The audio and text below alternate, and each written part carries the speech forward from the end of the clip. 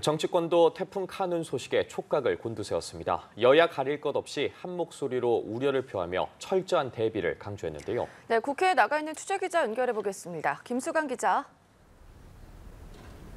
네, 국회입니다. 여야 모두 태풍 피해를 대비한 만반의 준비를 주문했습니다.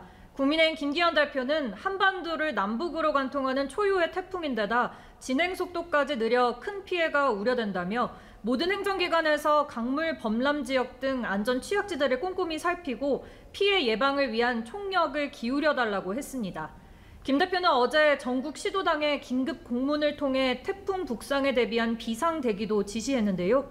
민주당도 정부의 철저한 대비와 대응을 촉구했습니다. 다만 윤석열 정부에 대한 공세도 이어갔습니다. 송기현 원내수석부 대표는 지난달 폭우 피해 복구가 완료되지 않은 상황에서 또 다른 태풍이 한반도를 강타한다며 인재, 관제라는 말이 나오지 않게 경찰과 소방이 만전을 다해야 한다고 강조했습니다.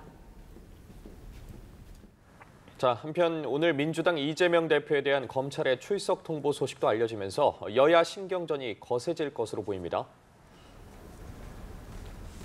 네, 검찰은 백현동 개발특혜 의혹과 관련해 이재명 대표에게 오는 17일 출석을 통보했습니다. 이재명 대표는 검찰 수사에 당당하게 응하겠다고 했습니다. 다만 민심이 윤석열 정부에 등을 돌릴 때마다 검찰이 이재명 죽이기에 나섰다며 정권의 위기를 모면하겠다는 의도라고 비판했습니다. 이 대표의 입장 직접 보겠습니다. 정권의 무능을 감추기 위한 정치 수사라고 생각합니다.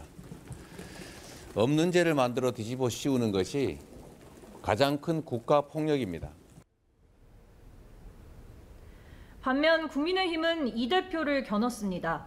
이 대표가 연루 의혹을 받는 쌍방울 대북 송금 의혹과 관련해 이화영 전 경기도 부지사의 재판이 파행을 거듭하는 점을 파고들었는데요. 김기현 대표의 발언 보겠습니다. 막바지 몸부림으로 이재명 보스 구하기 시도가 극에 달하고 있습니다. 강민국 수석대변인도 야당 대표 관련 뉴스가 정책이나 민생은 하나 없고 온갖 비리와 의혹 관련한 것이라며 이 대표를 향한 사법 리스크는 열거하기조차 버거운 지경이라고 가세했습니다. 지금까지 국회에서 전해드렸습니다.